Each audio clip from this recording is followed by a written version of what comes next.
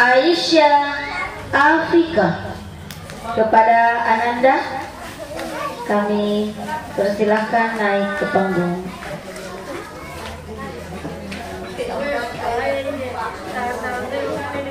Assalamualaikum warahmatullahi wabarakatuh.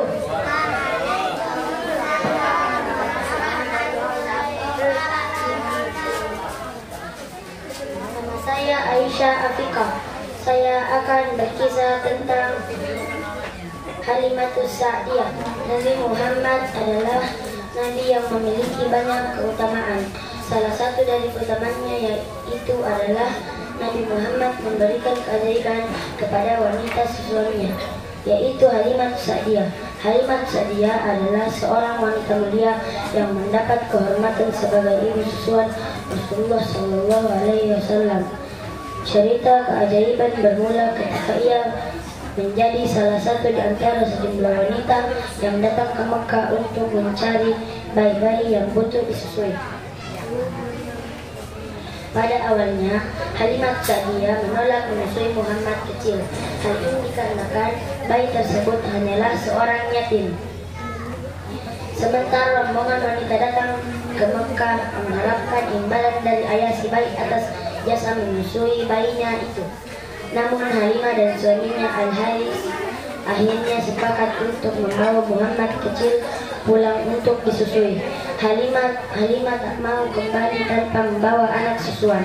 Semenjak dari itulah banyak berkah dan keajaiban yang dialami oleh Halimah dan suaminya.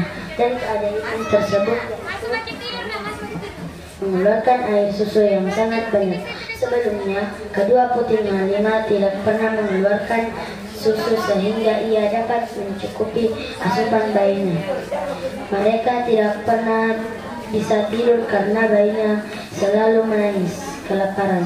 Namun ketika Halimah meletakkan Muhammad di pangkuannya, tiba-tiba saja kedua putri susunya mengeluarkan air susu yang sangat banyak. Kemudian bayi itu dan bayinya meminum sehingga kenyang.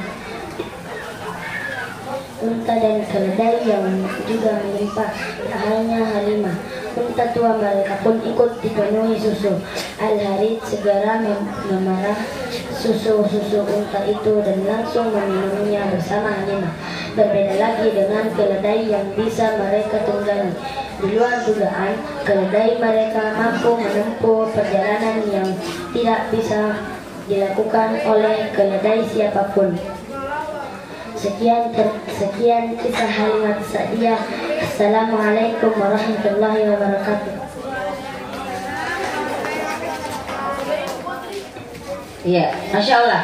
Penampilan berikutnya dari Ananda Muhammad Qadri. Kepada Ananda kami persilahkan.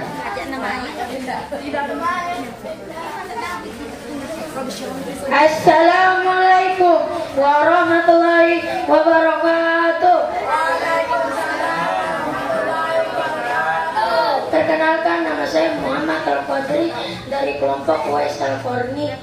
Akan menceritakan kisah singkat dari Uwais Al-Qarni.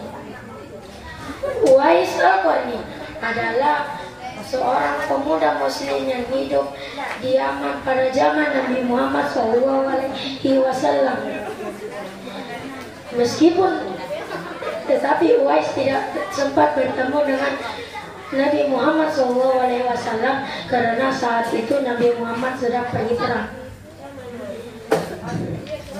Meskipun bukan salah satu seorang sahabat Nabi, Uwais adalah orang yang dirindukan oleh surga dan terkenal di langit. Uwais adalah seorang pemuda soleh dan giat bekerja. Setiap hari, Uwais mengembala domba milik para tetangga untuk mendapatkan uang demi memenuhi kebutuhan sehari-hari. Uwais hanya tinggal berdua dengan ibunya saja karena sang ayah meninggal saat usia Uwais masih kecil. Meskipun hidup miskin dan susah, Uwais selalu berusaha memenuhi semua permintaan ibunya. Suatu hari saat Uwais sedang berbicara dengan ibunya, Ibu Uwais memiliki permintaan, yaitu ia ingin pergi ke Makkah saat musim haji tiba. Mendengar perkataan ibunya tersebut, Uwais termenung sambil berpikir, aku ingin sekali membawa ibu pergi ke Makkah. Mohon ibu sabar saja ya, aku akan mencari cara agar kita berdua bisa pergi ke Makkah. Mendengar perkataan Uwais tersebut, ibu Uwais pun menangis. Uwais pun berdoa kepada Allah Subhanahu wa Ta'ala. Ya Allah, bagaimana cara hamba membawa ibu hamba yang lumpuh dan buta untuk pergi ke Makkah, sedangkan jarak dari Yaman ke Makkah sangatlah jauh. Biasanya orang-orang ke sana menaiki unta, bahkan seekor domba pun saja aku tak punya, kata Uwais di dalam doanya. Setelah berpikir-pikir, keesokan harinya Uwais pergi ke tetangganya untuk membeli satu ekor anak domba. Setiap hari Uwais menggendong anak domba tersebut naik turun bukit.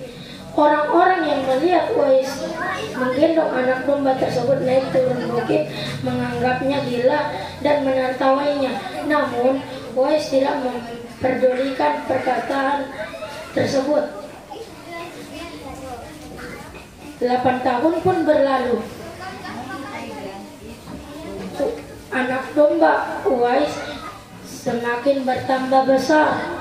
Uwais juga pun begitu, semakin bertambah besar dan kekar. Akhirnya semua orang tahu semua pengorbanan yang dilakukan oleh Uwais Al-Qarni untuk memenuhi semua permintaan ibunya.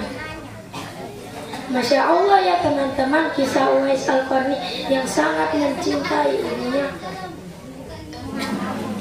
Kesimpulannya, sayangilah kedua orang tua kita saat mereka masih hidup, karena menyayangi kedua orang tua adalah salah satu kunci masuk surga.